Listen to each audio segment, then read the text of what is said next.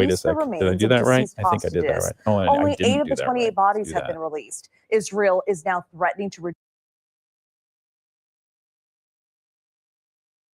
Okay, sorry, I'm still figuring out the buttons. It's only been, 2 years now. I should figure it out by now. Okay, do I have that right? I have that right. Okay, good. Good morning. Good morning. And welcome to the WSJM Morning Show video live stream for Wednesday, October 15th, 2025. It's my birthday. Did you know this? Happy birthday. Thank Good you. For you. Thank you very much. I have received some wonderful well wishes from the fam and now a guest here on the WSJM Morning Show. So it's going to be a day. I'm knock on wood. It's going to be a good day. It's going to be a good day. It's going to be a good day. It's a Wednesday. It's a busy day. We have a lot going on. Rhiannon Sisson is here. Oh, I already told you I'm gonna treat your name as the pure and proper French. So for the full hour,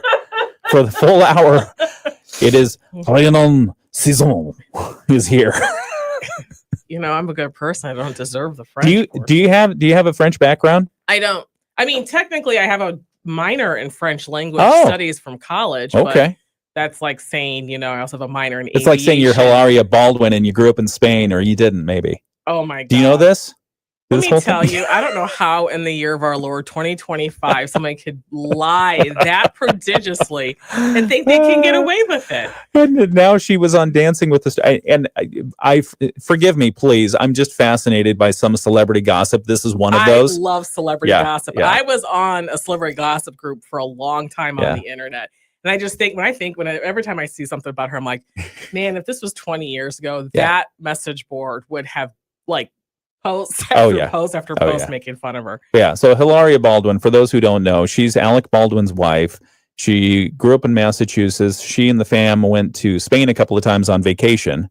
And then she adopted, but at the same time, coincidentally, it sounds like right at the same time that she met Alec Baldwin, she adopted this Spanish persona, right as she was going social media. That actually, she was trying to adopt the Mexican persona, but with Spanish because they knew they'd be able to call her out. That's funny. She even appeared on, what was it, the Today Show, and said, held up a vegetable, a fruit, said, how do you pronounce this? How do you pronounce this? Cucumber? What is this? It's like, come on, seriously? And cucumber. This one has children. Like 1,800 children. Yeah, she's got like a billion kids. Folks, we really need to be concerned. This woman has children. Those children are going to grow up with the worst identity crisis on God's green earth. Anyway, so she was on Dancing with the Stars, and there was a story I pulled for yesterday. We didn't get to it, that she now says she was bullied off that program. Oh, she is so weak. Yeah, so there you go. She is so weak. She just wasn't a good dancer. It wasn't fun to watch. No. But we are straying from the topic. The topic today is Berrien County Historical Association, and we've got some fun topics to cover, and they've got a lot of fun events coming up. And I counted at least half a dozen you got between now and Halloween. So that's gonna that's about right. That's gonna be amazing. So we'll talk about those with Rhiannon here on the WSJM Morning Show. We've got news, we've got sports, everything else going well. So far, so good. Yeah. No more fires at the Historical Association. Technically, there wasn't a fire, but did an electrical part melt down or not? Yeah, so it did. They All actually had to replace it. But now, if you've been following the BCHA for the last 6 years, we've now had the Sheriff's Department bomb squad, the U.S. Air Force, EMT/EMS, police officers at least 3 times, and now the fire department all have to come out and make visits to the museum. What's a busy corner? I shared this information. I shared our Facebook post on my personal page, and I had friends going, "Oh, I love your adventures." You know what? I'd love my adventures too if it wasn't potential death and having to have a uniformed officer at my museum every the destruction of Berrien County's history. So we'll talk about that more coming up in just a moment. It's the WSJM Morning Show, 7:04. Largest personal loan networks. They can help people with any type of credit get up to $5,000, and cash can hit our bank account as soon as tomorrow. When you need extra cash, go to 27cash.com. That's 27cash.com. 27cash.com. WSJM News Now. Team coverage from the WSJM Newsroom on News Talk Sports 94.9 WSJM. 7:05, it's the WSJM Morning Show for your Wednesday, October 15th, 2025. Thank you for joining us. It's 53 degrees and some rainfall right now in Benton Harbor, 55 in St. Joseph, 53 in South Haven, and in Buchanan right now it is light rain for the next hour and 53 degrees. We've got light rain happening all across southwest Michigan. As I said in the forecast, we're looking at partly sunny skies later this afternoon, mainly after we clear out the rain this morning. So this afternoon, probably some partly sunny skies, a high around 65 degrees, probably closer to 61, 62 degrees by the lake. Tonight's forecast, decreasing clouds, a low overnight of 44. Thursday, mostly sunny and a high around 67. Then we move some more rain into the area. Friday, Saturday, Sunday, we have a chance of rain all 3 days. Mostly cloudy and only a 20% chance of rain on Friday with a high of 70. But Saturday and Sunday, a 50% chance of showers both days. The high on Saturday is going to be around 74. The high on Sunday is going to be around 62 degrees. And then we get to Monday, of course, and it's going to be sunny. Sunny Monday and a high of 60 degrees. Our guest this morning is Rhiannon Sisson. She's with the Berrien County Historical Association. They're 50. The Berrien County Historical Association says, Nifty, we're 50 giving campaign, right? What is that? Yeah. So this year is the 50th anniversary of the museum. Yes. So the exhibits, the permanent exhibits. Not Berrien County, just the museum. Yeah. No, Berrien County is a little older. Older than that. So we'll talk about the Nifty We're 50 giving campaign in just a few minutes. We've got to get to some news first. We'll also talk about all the other fun events that are happening.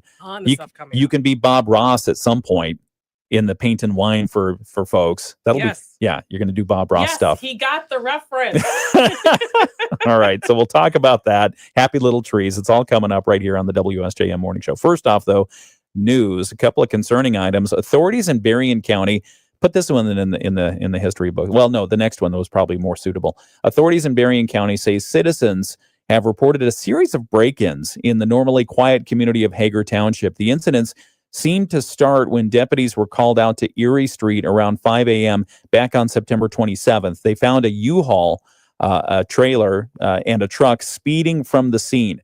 The chase ended when the truck rammed a patrol car, disabled it, and later crashed the vehicle into a tree. Two suspects were able to escape, but the driver, 47-year-old Ira Clough of South Haven, was arrested. He faces multiple charges, including second-degree home invasion, felon in possession of a firearm, malicious destruction of police property, assault with a dangerous weapon, and resisting officers. There's a whole laundry list. Since that arrest, police say additional break-ins involving a U-Haul in that area have been reported. Now, the Berrien County Sheriff's Office is urging residents to stay alert and report any suspicious activity in the area. This other story, this one sounds like one out of Wisconsin or something like that. A pawpaw man has been charged in a road rage incident involving a chainsaw. Oh, that's new. Yeah, that's not good. In Van Buren County, it happened. 68-year-old Leonard Yonkman faces charges of assault with intent to do great bodily harm, assault with a dangerous weapon, and malicious destruction of property. The Van Buren County Sheriff's Office says the incident occurred October 5th at 38th Avenue when a woman pulled in front of Yonkman, apparently, prompting him to reportedly cut her off and then run her off the road. The two then got out of their vehicles and confronted each other. Never a good idea. On near M43 and County Road 665, where Yonkman attempted to use a chainsaw to make his point. Fortunately, the chainsaw wouldn't start, or he couldn't start the chainsaw. He's probably too angry or whatever. So when that failed, he reportedly knocked the woman's phone from her hand, stomped on it, punched the woman in the stomach, and then grabbed her by the throat. Serious incident happening. A witness at a nearby gas station intervened at that time, shouted at Yonkman to stop before he fled the scene. Sheriff Dan Abbott reminds drivers, he's in custody now. Sheriff Dan Abbott reminds drivers to avoid aggressive confrontations on the road. Good advice. And instead, call 911 and always maintain a safe distance until police arrive. Yeah, chainsaw. Well, this is why I keep a crowbar in my car. It's a smart idea. Yeah, because there's never any issue starting a crowbar. Yeah. Well, I mean, if a gun's involved, I'm not in good shape, but I can handle a chainsaw. There you go. Good idea. Other news. A debate is underway in Lincoln Township over whether to pave roads in the Grand Mare area. At Tuesday's board meeting, residents voiced opposition to the idea, citing concerns over cost and the impact it would have on neighborhood character. Township Supervisor Glenn Youngstead says the issue began with a request to study paving a short stretch of Grand Mere Road. For years, they've had dirt roads, and a lot of the residents like that because it keeps down the traffic, because people don't want to drive down a dusty road. Well, some of that neighborhood is turned over the years, and there's people there that would like paved roads. He says he's been listening to residents and plans to follow their lead. We're going to listen to what the residents say, and we'll look at it from their standpoint. Any paving would be handled by the Berrien County Road Department, but the township must approve the project first. A decision is expected at the next board meeting. And finally, public demonstrations are planned across the country this Saturday as part of the No Kings protest movement. They've done this before. Organizer Ryan Bates says the number of Michigan protests has doubled since they held the first round in June. There were 50 No Kings protests in June, just here in Michigan, and all over the country there are more than 2,000 organized.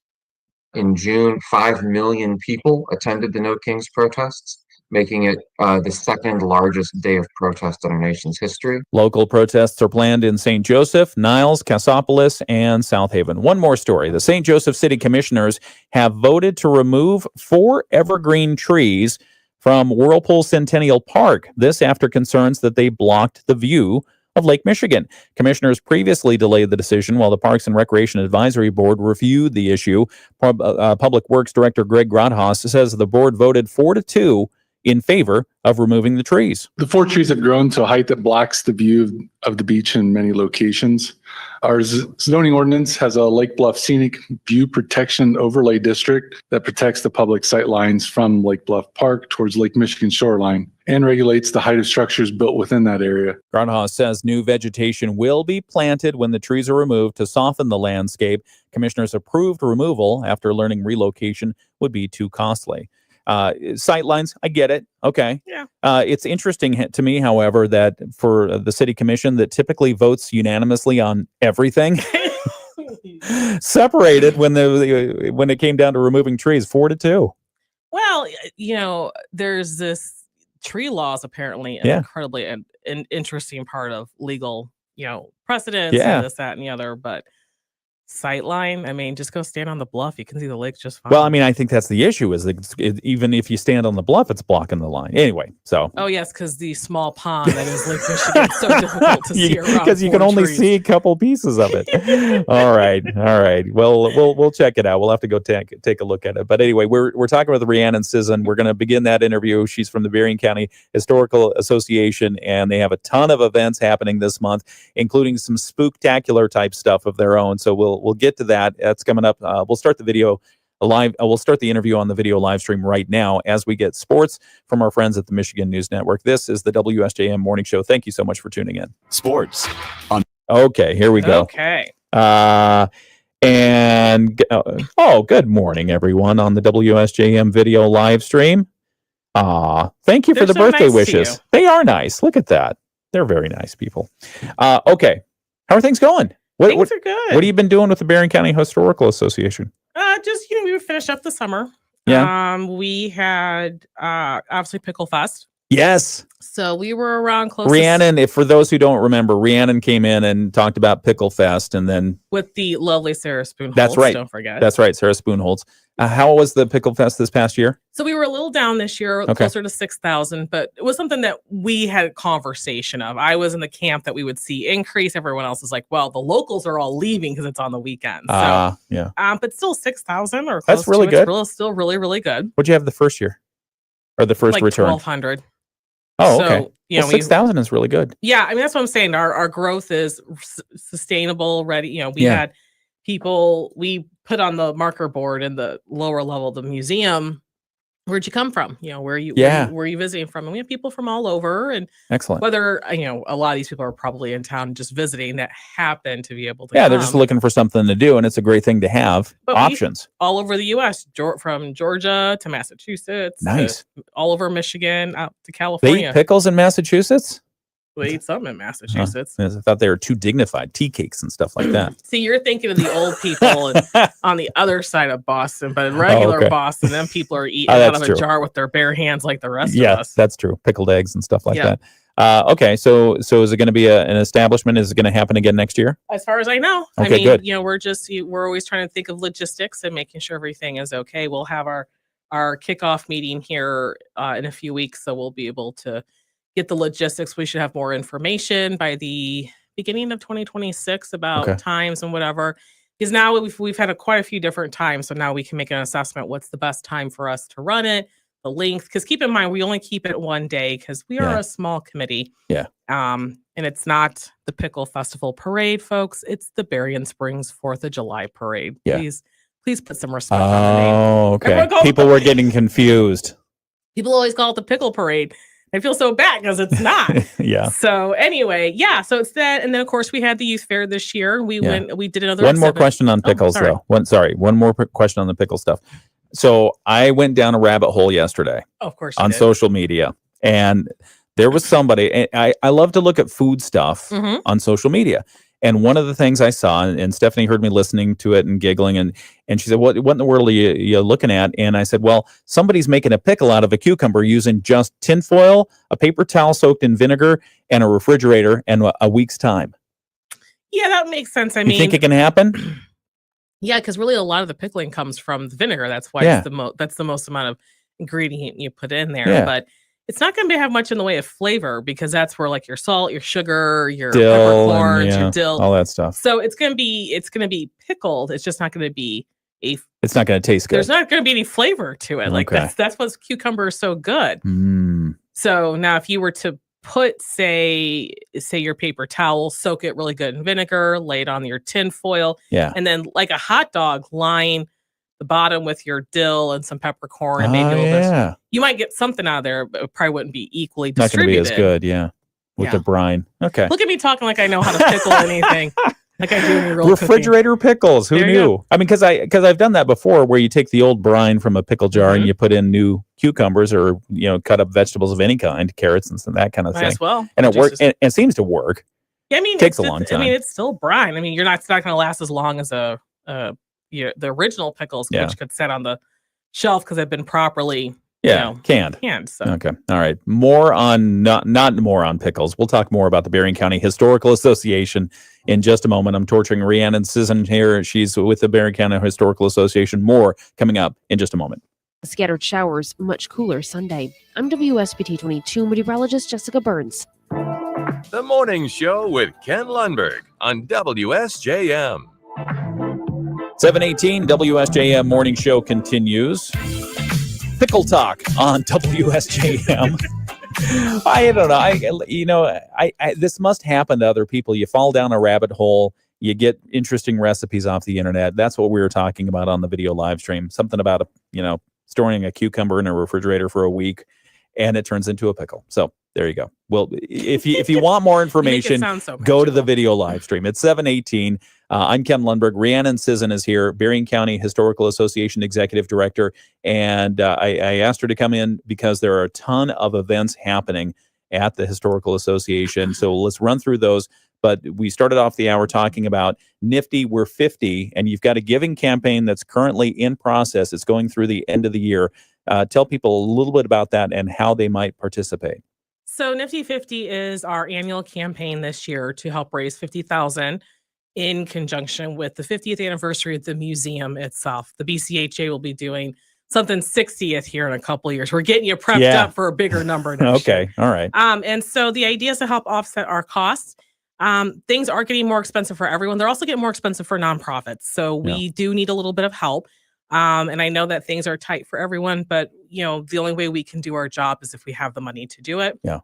Everything from environmental management to programs to activities for students when they come do their field trips. So you can give multiple ways. You can send us a check to our museum. Okay. You could give us a call over the phone to pay with a credit card. You can swing by and pay with cash, check, or credit card, or you can go to our website and click the link on the front page. Our contact information, including address, mailing address, I should say, not the visiting address, the mailing address. Mailing address. And our phone number are on our website, berrienhistory.org, right there on the front page. Just scroll down a little bit. You can't miss them. Okay, so berrienhistory.org for more information. And again, this money goes to help keep the Berrien County Historical Association running Yes. and offering the programs that you're able to offer. Yeah, that's especially the ones we're talking about today. Okay, so let's talk about the programs All today. right. Where do you want to start? I've got a whole list of things here, but you go. There's so much going on. Yeah. So a few years ago, we decided to make October our big month. That's why we have so much going on. Yeah. And as I've written in Squared Away, our October is a great month in October here in Southwest Michigan. We're starting to see the leaves change and this, that, and the other. We're a little behind this year, but we're starting to see it. Yeah. And if you do have an AEP calendar from Cook Power Plant, we are Miss October. I saw that. So please enjoy that lovely picture. You should sign it on your way out in the production studio. There's a calendar. Sign it because you can see the main building there. It's pretty. Yeah. So obviously we kicked off the month with our Dia de Muertos community altar. This was our 7th year doing that altar. A Day of the Dead altar is where we use pictures and objects to commemorate the dead. Okay. Well, ironically, that's what museums are: pictures and artifacts to commemorate the dead. You're good at that. Okay. So, we are in a sense a giant ofrenda or an altar every year. This is our 7th year of doing it. It is community. You are welcome to bring a picture, preferably a not original, and then a non-perishable, non-valuable item to represent someone if you don't. If you don't bring anything with you, we do have our little writing board that says to write a name of a person you'd like to remember. Yeah. And this year we added an extra. So we were talking when we were on the live stream, we were talking about what had been happening, and we got caught up on Pickle Festival and down that rabbit hole. But this past, for those who went to the youth fair this year, know the theme was Fiesta at the Fair. Yeah. So we did an exhibit at the fair this year called Dia de Muertos, Fiesta of the Dead. It was a 4-panel exhibit. We had our altar up. Okay. That is a blue ribbon winning exhibit. Yeah. Of course it is. Nice. Good job. They've created a monster at the youth fair. And so now we have that up. So if you miss it at the youth fair, which is fine, you're not there for us in the commercial buildings, although we'd love to see you. So if you missed it, come see it. That's up on display until November 2nd. Okay. If you do bring anything and put it on the altar, you have until November 19th to pick it up.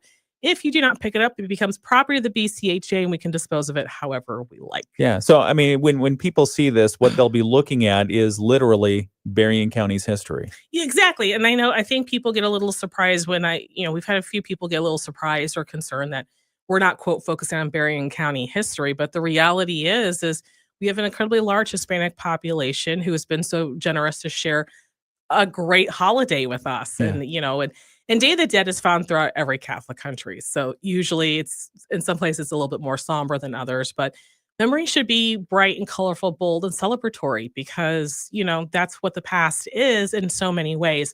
So I was on the border for 4 years as a museum professional, and I said, this is the kind of holiday as a museum professional we should have. So ours is in our 7th year, and it is, like I said, interactive. Very good. Come out and put some things on there. Okay. What else happened? So we did have our Drink with History last week. If you missed it, sorry. We were at Iron Shoe Distillery. A huge shout out to Howard and his crew for helping us out with that. Excellent. And hopefully he's recovering nicely. And we were very grateful to Dan Holroyd of Southern Michigan Paranormal to come out and talk about some of his experiences and some of the things that he does as a paranormal investigator. And of course, I shared several of my own ghost stories. I've been, around the block a few times and had some experiences. So you're going to have to talk about that on the video live stream when we break for commercial. I'll tell I'm the mom fascinated by shame this story. That's my favorite. Okay. And so those are the so that one was passed. The next event that is actually tomorrow. Yeah. This is a joint event with Golden Muse Winery, and this is not a Halloween event, but it is going to take us to the past.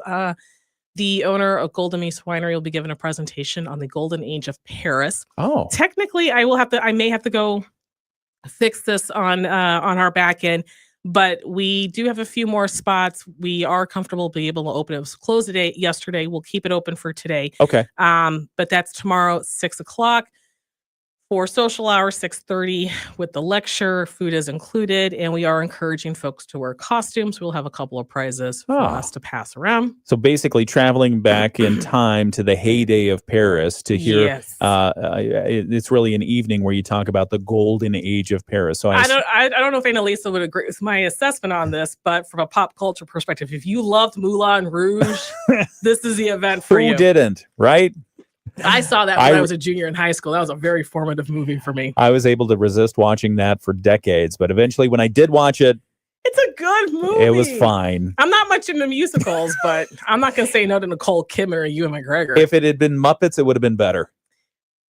That's just my opinion. Okay. That we're putting that out in the universe. We're getting a Muppet version of Moulin Rouge. Yeah. Okay. But who would be the human? We'll have to figure that out. Yeah, we'll work on that. So, and then Saturday, if you have a teenager between the ages of 13 and 18, we still are taking registrations for Happy Little Museums. This is our painting program. Yeah. And thank you for getting the Bob Ross joke. Yep. I don't know. Sometimes I think, people because he did the happy little trees happy and so little happy trees, little happy museums. Little mistakes. Exactly. Yeah. Okay. So anyway, we actually got two of these. The first one is Saturday at 1:00. Okay. Thank you to Berrien Springs Community Library, our continuous partner in crime, for hosting this.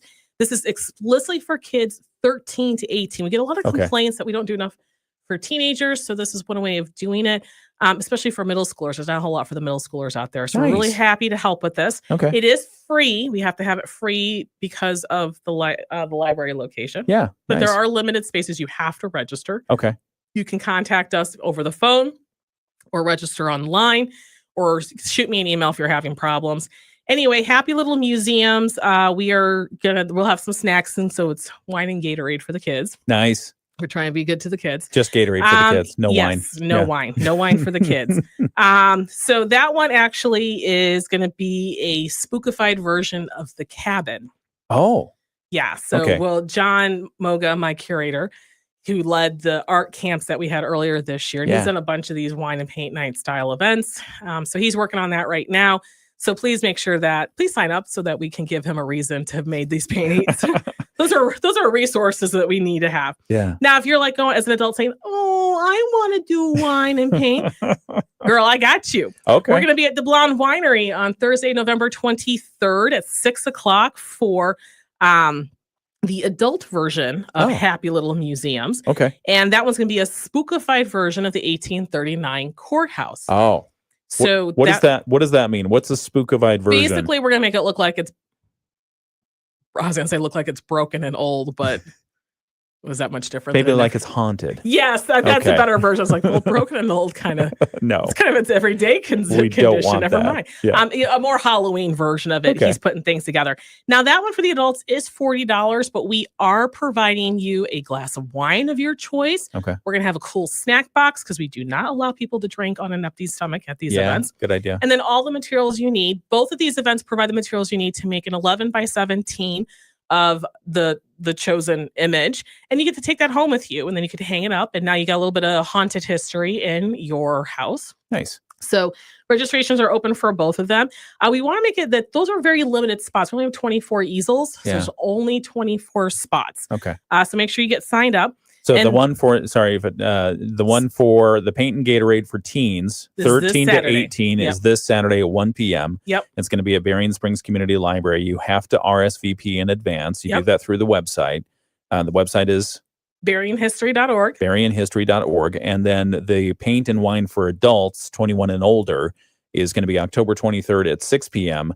And that one's going to be at Deblone Vineyards and Winery in Baroda. Yes. And we've worked with them before. So we're very grateful for them for encouraging us to come back and hosting this. They're looking forward just as much as we are. Sweet. The one for teens is free. Yes. Again, RSVP required. And you also have to RSVP if you choose to go to the adult version of that. And the tickets there are $40 per person, but they give you a generous pour. Yeah. And a snack box. Yeah. And paint. But please don't fling it. I don't have to clean it up. Very nice. We're talking with Rhiannon and Susan. It's the WSJM Morning Show. We're going to pause there. Yep. I know you have more events, including the second annual Soups and Spirits Dinner Theater. We'll talk about that. We'll talk about trick-or-treating at the museum coming up on Halloween, October 31st, and more, including the Fire Not Fire that you had there Fire Not Fire last month. So we'll talk about those stories and more. It's all coming up right here on the WSJM Morning Show. Couple of messages right now. We're going to continue the interview on the video live stream, and then here on the radio, you're going to get the Bloomberg Market Minute in a few moments. Okay.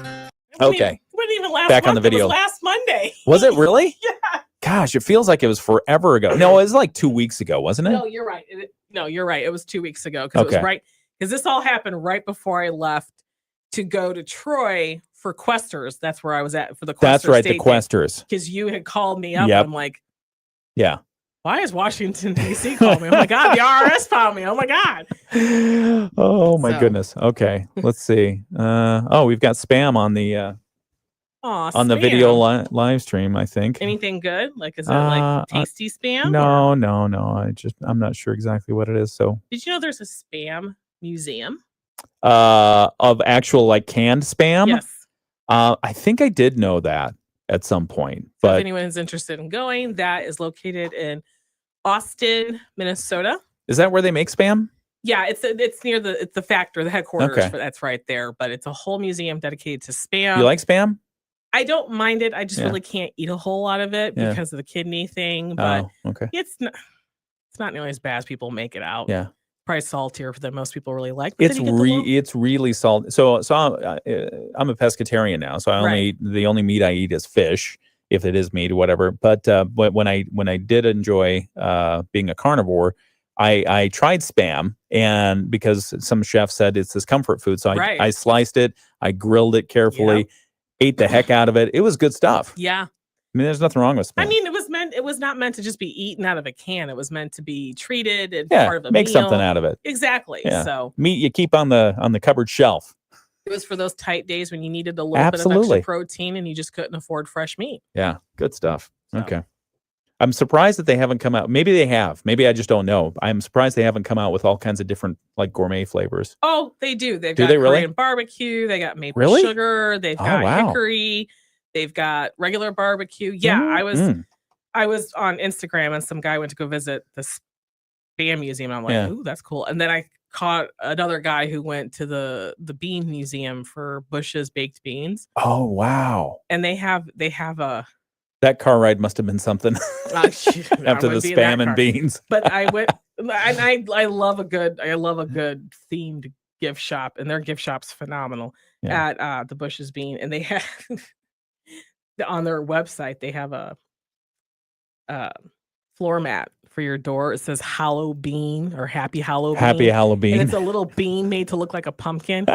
That's so up my alley with the puns and the dorkiness of it. Talk about, speaking of Halloween or Halloween in this case, talk a little bit about, so the paranormal, you had an Iron Shoe. Yes. You had a paranormal company. Who was that?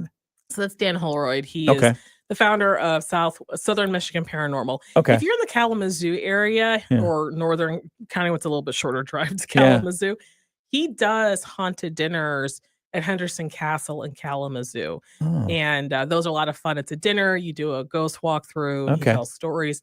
But he's, his, like a lot of people who are in the paranormal world, he's interested in more debunking, Okay.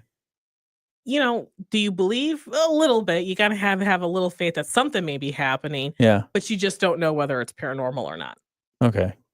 Huh. Is it normal or is it paranormal? Yeah. And 9 times out of 10, it's usually normal, because when things happen out of the ordinary, what you're used to, it might seem weird. If you go watch old episodes of Ghost Hunters, which you can on Pluto, they have a whole channel, Ghost Hunters TV, and they're on demand.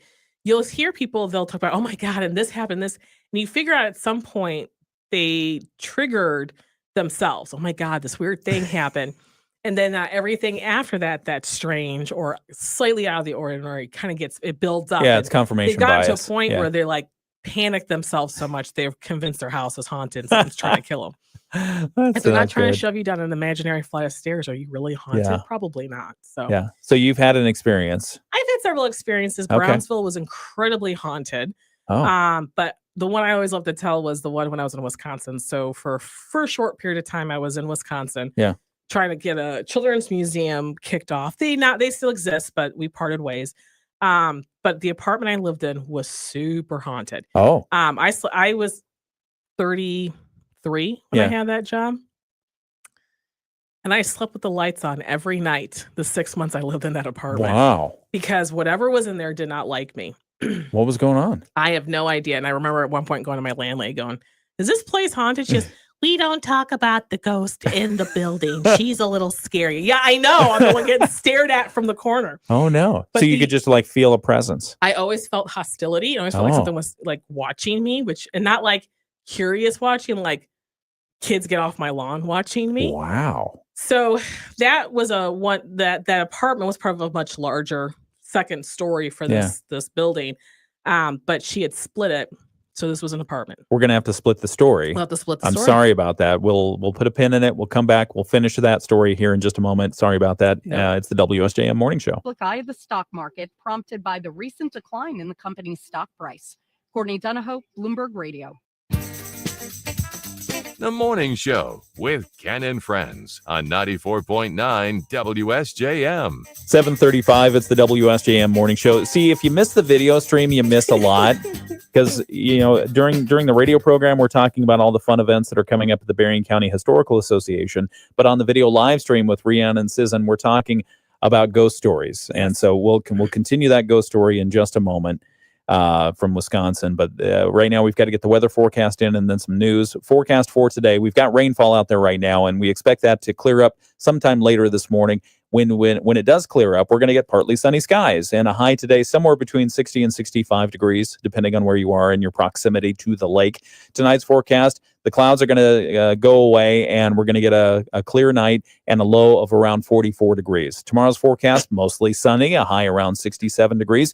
And Friday's forecast, mostly cloudy, a 20% chance of showers, a high around 70. It's going to be a wet weekend, Saturday and Sunday both, looking at probably a 50% chance of showers each day. High on Saturday, it's going to be in the lower to mid 70s, and Sunday probably around 62 degrees for a high. 7:36, World and National News Update now. ABC News, I'm Wayne Cabot. Israel says one of the bodies just handed over by Hamas is not a hostage. Israel is accusing Hamas of violating the Gaza ceasefire by moving too slowly to release the remains of deceased hostages. Israel is now threatening to reduce aid flowing into Gaza by half. ABC's Stephanie Ramos, of the 28 bodies Hamas has been holding, only 7 have been returned. Hamas says it's a challenge to recover all the remains given the near total destruction of Gaza. Israel's prime minister says he has a cold and is skipping his corruption trial today, during which he was to be cross-examined.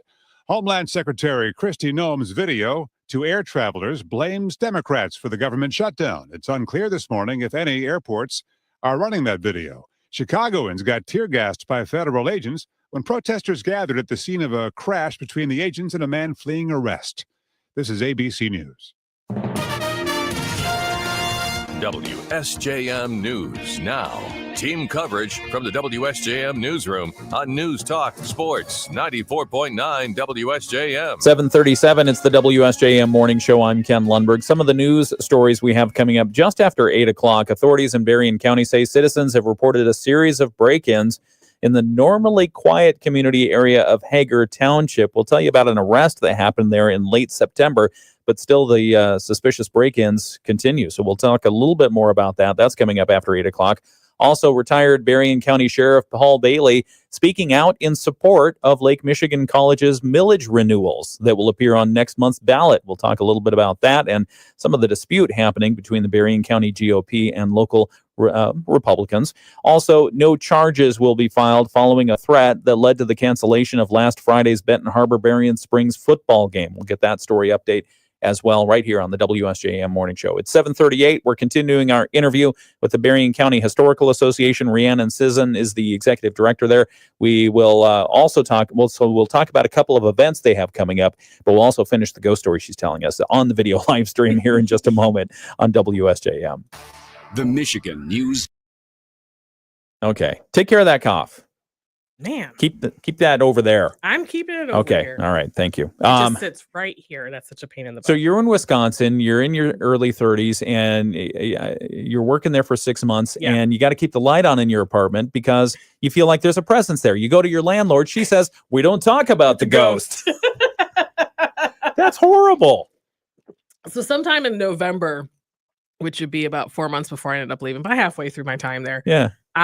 So the apartment was actually, so that building had a full second story. Okay. And at some point, my landlady split in half, created the apartment, and then a tuck shop. I mean, Medford's like 5,000 people. Tuck shop. For tuxedos. Oh, tuxedo. Yeah. Okay. Got it. So I was, of course, the bedrooms that she created was super small. I'm like, girl, I can't even get a twin in here. So I made a studio out of it and just turned the bedroom into my closet. Well, in the weeks leading up to the holidays, things were just so busy, and I just would toss clean clothes. I'm usually not a messy person, but toss clean clothes in there and this, that, and the other. And one of the things I hated about that apartment was that the building was sinking down in one direction. So I could put like a pencil down and things would roll away. And one of the things I had to do is obviously buy clothing racks to put my clothes on. Yeah. Well, they all kept leaning because the floor is leaning. Because the foundation's failing. So I got to tie everything into it. Well, sometime in November, it's like 1:00 in the morning. I hear a thunk. What the hell is that noise? Yeah. I didn't hear it again for a couple hours. I heard it again, thunk. Yeah. And so for the next few weeks, I'd hear this random thunk noise. I tried checking the plumbing. I tried everything else. I couldn't figure out what it was. Well, one day I finally had some time and I cleaned up everything. I finally cleaned up, put my clean clothes away, got dirty clothes prepped up to go to laundry and whatever. And I was cleaning, I was vacuuming, and I whacked my elbow on one of the stands, which was like 3 inches from the wall. That's how bad this lean was. I actually had it tied to a nail, so just in case it fell. That's crazy. Okay. So anyway, I whacked my elbow against it and I heard thunk. Yeah. The exact sound that I had heard for like a month and a half by this point. Oh. Right? So I'm like, I push it. I'm like, I turn everything on. No, thunk, thunk. The exact same thing. I'm like, well, what the hell? Because you have to hit that for that sound to have been made. So was it a hanger? No, it was the thing, organizer. It was the rack, the clothing rack. The clothing rack. It's slightly leaned. Yeah. So in order for it to touch the wall, it had to be moved. Yeah. That's what was like making 3 the inches. thunking noise. Yeah, at least 3 inches. Okay. So as I walk out of there, I said, "What, you happy now? I cleaned the room." Never heard the noise again. You're kidding. I got mom shamed into cleaning my closet by a ghost.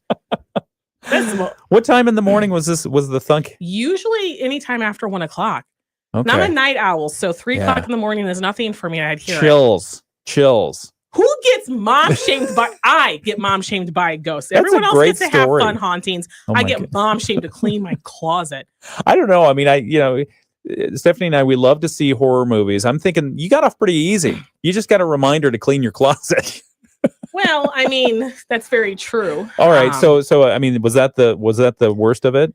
That was the worst of it. That was Okay, the but she was just really hostile. They called her Daisy. Okay. I'm like, of course her name is Daisy. What was the story? Did you research? No, I wasn't there long enough to do the research. Okay. They could never, she didn't even know the story. Her grandparents owned the building. So wow. She just knew, she always knew it was down there. And the worst thing I would do would set off the alarm, the fire alarm. Okay. So like it's 1:00 in the morning, I'm sitting there going, "Oh my God, the building's on fire." And I run downstairs and there's nothing there. Where is this? This is in Medford, Wisconsin. It's in north central Wisconsin, about 45 minutes from Wausau. How far is it from, let's say, Madison? At least 3 hours. It's up there. It's north central Wisconsin. I was trying to triangulate to see if that was where Ed Gein was if you from. know where no, that's further north. Okay. If you know where Colby, Wisconsin is, where Colby cheese was created, they're like 30 minutes north. Okay. So that's it was fascinating. way up there. So you had a paranormal. By the way, I should probably get the contact information for the paranormal because I think it'd be fascinating. Yeah, I think people would like to hear. Yeah, I can get you Dan's information. Okay, that'd be great. Or I'll send him your information, have him reach out. Yeah, that's fine. Or we can send mental messages. That might work too. So are there any ghost stories associated with the Berrien County's historical assets here? So that's very strange because John and I have both talked about how he worked at a museum that had one building that was super haunted and others that were kind of, you didn't feel right when you walked in there. And of course, when I was out in Brownsville, Texas, every property we owned was haunted in some capacity. Well, city owned it, we stewarded it. Was haunted in some capacity. Yeah. From the cemetery to the main location. And I had tons of stories from that. Wow. But we don't feel anything. We don't feel watched. We don't feel uneasiness. Nothing. It feels very neutral. Berrien County is a nice place. So, and that's how I met Dan. Dan came down. He'd been asked by someone else to interview me, see if I would be amenable to it. And I'm very open, but I am also, if you're not going to respect the property, don't do it. Yeah. So anyway, his crew came down. And actually, if you search it, he didn't link it on the website, but if you search YouTube, there's a video of it. The first time Dan and his crew came down, one of his guys was doing what's known as a spirit box, where it's trying to pull out of the air some sort of vocal thing. Anyway, so they were in the forge, which ironically is the only non-historic building on the whole property. And they're talking, he's asking questions. And then suddenly the box says my name. And now keep in mind, Says your name. It says Rhiannon. First How? of all, it says it perfectly. Oh. I don't know how any of this works. It's them. But the point what I'm getting at is my name doesn't sound like anything. It doesn't rhyme with very much. Shannon, maybe. Yeah. It doesn't sound. It can't be mistaken for anything else. Rhiannon is my name, and it's a very distinct word. Yeah. And then, ironically, the guy who was asking the question repeated it, but still butchered my name. I don't get how that worked. The ghost said it perfectly. The person didn't. The living really is testing me, I think. And then, like a few moments here, it says governess. So they suspect if there is anything in there, it sees me as the governess of the property, and they probably leave me alone because they're probably glad that somebody's caring for the property versus just So, but cabin, I guess, is fairly haunted. But keep in mind, even if the buildings themselves are not haunted, the old adage is that ghosts can't attach themselves to objects, especially things they were very passionate about in life. So interesting. So Okay. our objects might be haunted. We're going to have to leave it right there. We'll come back. We'll talk about the other events that are happening in October and conclude this interview. We've got about 15 minutes left. Yep. It's the WSJM Morning Show. Back in just a moment. Outside a stray shower Friday will be dry until the weekend, briefly warming to the low 70s Friday and Saturday.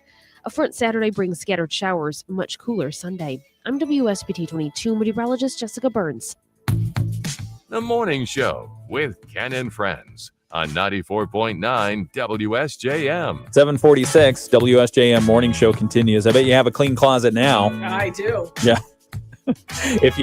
To get the reference, you have to watch the video live stream, the replay on it, because we just had a ghost story from Rhiannon Sisson. She's the executive director of the Berrien County Historical Association. We've been talking this hour about a lot of different things, including events that are happening at the Historical Association this month. We left off with the paint and wine. And again, for any of these events, for the full calendar, there are two things that I think you should do. Number one is go to the website, which is berrienhistory.org. Or you can sign up, for Square. What's the name of your newsletter? Squared Away. Squared Away. Okay, I thought it was Squared Away. Squared Away. And that is a great recap of all the things that have happened and that are coming up and going to happen with the Berrien County Historical Association. Yeah, and it's sent right to your inbox, which is even better. Yeah, it's good links stuff. and everything. Okay, so after the painting event, you've got the second annual Soups and Spirits Dinner Theater. Let's make this part of our Moody on the Market update, by the way. Okay. Moody on the Market update brought to you by Insurance Management Service. Call IMS today, your local auto owner's insurance agency in St. Joseph and in Niles. What's that event? Okay, well, before we go Soups, let's talk Soups and Spirits, and then we got to step back for one. But Soups and Spirits is our partnership event with the Twin City Players right here in St. Joe. Nice.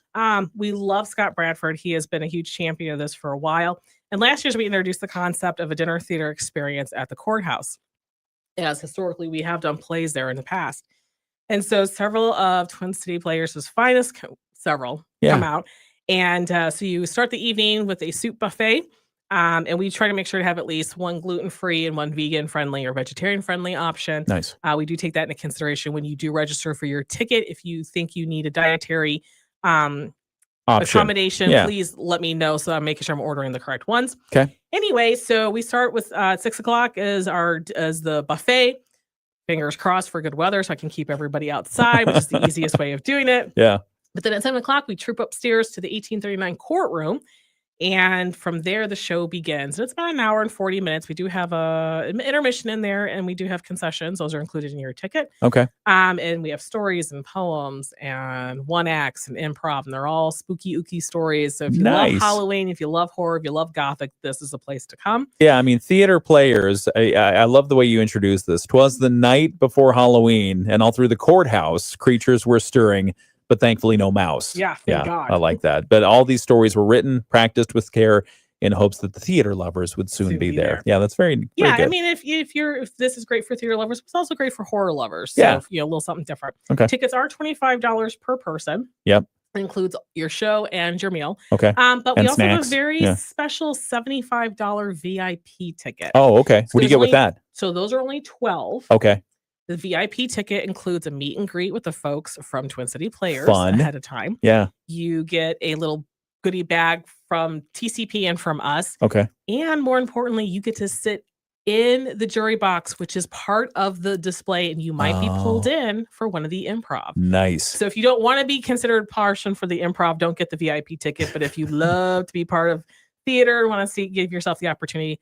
And 100% of the proceeds go to both TCP and the BCHA, so we can continue to meet our missions. Okay. And then I do want to double back one. Our final ever Fireside Tales will occur this year. Fireside Tales is October 25th at 7:30. Those are when we read stories around the campfire. TCP also helps us with that. Okay. I don't know who will be doing it. Scott's done it. A couple of other folks have done it. But anyway, we only have 15 spots available. It's $5 per ticket, so RSVP is required. Okay. And for those, we actually do like right up to the day before. So the last day you can purchase your tickets for Soups and Spirits will be the 28th, so that we have time to order. Okay. And then our final event for October that's Halloween related is we do open our buildings to trick-or-treating. So if you're in Berrien Springs, we kick off at 5:30. Village kicks off at 6:30 because we usually have a few people who kind of, the kids just want to get out there and the parents are like, we just got to do something. So we're Gotta there move. for you. Yeah. But we really need volunteers to have all 5 buildings open. Okay. So if you're interested, please contact John Moga at jmoga, MOGA, at berrienhistory.org or give us a call. Costumes are highly encouraged. We'll have refreshments for our volunteers. And we want to give a shout out to Jim Curran, who is Commissioner Jim Curran. Yeah. Who is going to sponsor this year's event. Nice. Very thankful. And a couple of things that are not Halloween related, but you should be aware of. The first is a few of them. So one of them is if you're in New Buffalo area, our display on New Buffalo photographer Marguerite Parmalee is going to be on display through the end of the year. And then if you are in Coloma or Northern Lake County and you remember Andrew Grahn at North Shore Dairy, we have the Milkman exhibit at the Coloma Public Library now through November 20th. You can see it during regular business hours for both events. If you know a veteran that you'd like to honor, we're very excited to pair with American Legion Post 85 out of Berrien Springs for the 2nd annual Flags of Valor. Shout out to our shared friend, Lest We Forget, for loaning the flags this year. Nice. For $20, you can get a little sign put on a flag to be put on the grounds to honor any veteran, living or dead, in your life. Okay. Last year I did both of my grandfathers, both who've been long gone for quite some time. And 100% of the proceeds go to Post 85 for their ongoing support for their members and veterans in Berrien County. You can run by both Post 85 or the BCHA to pick up a physical application. You can download the application from our website. Everything's under our calendar of events. This is under community events, or you can go to their Venmo, link available on our website and on our Facebook where we have advertised it. It's $20 per flag. You do not keep the flag and do not keep the sign. Those are on loan. Those are on loan. Yep. And then everything will be mounted November 1st and run through the 15th. We haven't announced it fully yet, but on November 2nd at 2:00, we'll have another reading of the flags. There's only a limit of 200, so you got to get it in soon. The last day you can order, so quote unquote, your flag will be October 28th. Okay. And then they'll be installed, and it's open to everyone. We would love to see. Last year we had 104 flags. Wow. So I think if everyone in Berrien County gets involved, from New Buffalo to Coloma to Niles back to Berrien Springs, if everyone gets involved, we can have 200 flags and create a hell of a spectacle right there on the courthouse square. And the final thing I'm going to squeeze in before you shut me off, all right, is going to be our final A Drink with History. Okay. Since that is coming up, tickets are available. We are super excited in honor of Native American History Month in November. We're bringing Dr. Blair Morceau of the Pokagon Band of Potawatomi. Nice. She currently teaches at Michigan State University for those who it matters to. She's an MSU professor. She's going to be talking about her book, As Sacred to Us, which is about the birch bark books of Simon Pokagon. That will be November 13th at 6:00 at Four Winds Casino, because I do love a good theme. I know how to theme out. Because this is a third-party location that we have contracts and stuff with, tickets are a little bit more at $50. Okay. Or you can purchase a book ticket for $70, which will include the book, and Blair will sign it for you while you're there. Spaces are limited. Tickets are on sale now. We would love to end out strong with the Drink for History for 2025. So please consider purchasing your tickets. Everything is available at berrienhistory.org on our calendar of events page. You can find most of these on our Facebook page, or if you can sign up on our Squared Away, we can send it to you twice a month, so you have all these reminders. or swing by, talk to me, or give me a call at 269-471-1202. We're open Wednesday through Sunday, 10 a.m. to 5 p.m. We would love to chat more. And this 100% of the proceeds go to supporting organizations like ours to ensure that your stories today have a home tomorrow. I love that. Did you prepare a script? No. Did you just read? No, that's good. That's good. You can even check my phone. This It's our page. this is why we have Rhiannon in, because she is the great spokesperson for the Berrien County Historical Association. Tells you everything you need to know. And again, once again, the website, BerrienHistory.org. All right, we're come back. We're going to conclude this interview in just a moment. It's the WSJM Morning Show. Rich Fran and Tara Cohn. Staying on the video live stream. See, I mean, this is good. I love somebody who's passionate about history, somebody who is going to bring all this information forward. So thank you for doing that. No, thank you. My only problem is I talk too much and I'm a little aggressive. But you know what? If that's the worst thing I'm going to be, then, I'm okay with that. You're okay with that. And Berrien County benefits from it. So thank you. You do. I mean, there's a lot of wonderful history here, and we're all of us are trying to generally speaking, how can people enjoy the museum if they aren't part of one of these events? You can visit us Monday through Friday, or excuse me. Let's try this again. Okay. The museum is open Wednesday through Sunday, 10 a.m. to 5 p.m. Okay. Admission is $5, and it includes all 4 buildings during the bulk of the year when it's super cold outside. The outbuildings are not. Whatever displays we have on, story trails, we have all sorts of stuff. 100% of the proceeds from our gift shop also go to the museum. Okay. So if you're looking for a unique place, especially as there's not a whole lot of bookstores here in Berrien County, Forever Books is one of our big ones, and I think there's one down in Niles. So I would highly recommend, if you're looking for a bookstore or gift shop to shop, and please consider us. 100% of our proceeds go to supporting us. We have to pay things like the light bill and things like that to ensure that we can do our job and everyone can be there safely. So please help us out. I mean, I know that a lot of people, there's a lot of demand for people's time and money these days. But people are really surprised to hear this, but typically we'll be your last stop. It's not the cemetery. It's going to be us, because at some point your family will not take on your memories and they'll need to go somewhere. So making sure that we have a safe place for it with paid professional staff ensures that you won't be forgotten. Yeah, no, I appreciate that. That's so Berrien County Historical Association, and they're in the midst of their nifty We're 50 giving campaign. So to support what Rhiannon just said, if you want to keep the Historical Association alive and well, help them pay the light bill, and keep the place from burning down. Well, that's the county's responsibility. HVAC. So no, you had making sure there's a paid staff to make sure we call the fire department important. You can donate. Yeah, I mean, we have just a moment here because I've got a couple more messages to get in. You had a small electrical meltdown, fire of some sort. It was in the HVAC thing. You guys smelled electrical burning. I did. I was in my office. I'm like, well, I know what that smell is. And people get surprised, but I do know what electrical fire smells like, because my house caught on fire the day after my 5th birthday. It's a smell you never forget. Yeah. I actually did the thing I never thought I'd do. I went out on the roof and I could smell it there. Called the fire department, and we were able to determine, called the county called the HVAC guy. And he was really surprised, because the way that part got all burnt up, it should have shut down the whole system, but it didn't. Yeah, that's scary. So electrical was still flowing through, which allowed for the system to work so I could smell the issue. I would not have smelled it otherwise. That's fortunate. But it's a good thing, because I smelled it when I did, because if that electricity had been gone through, it could have been a lot worse. Yeah. Well, I'm glad it was contained.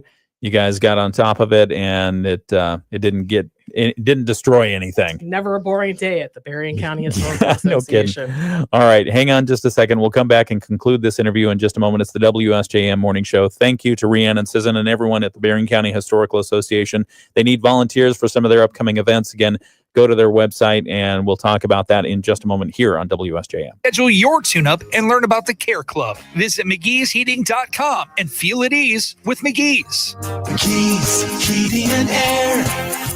Feel at ease with McGee's. Feel at ease with McGee's, your local Bryant Factory authorized dealer. From the Pat Moody Studios, this is WSJM FM Benton Harbor, St. Joseph, a product of Midwest Family Marketing and Media. Proudly serving our community.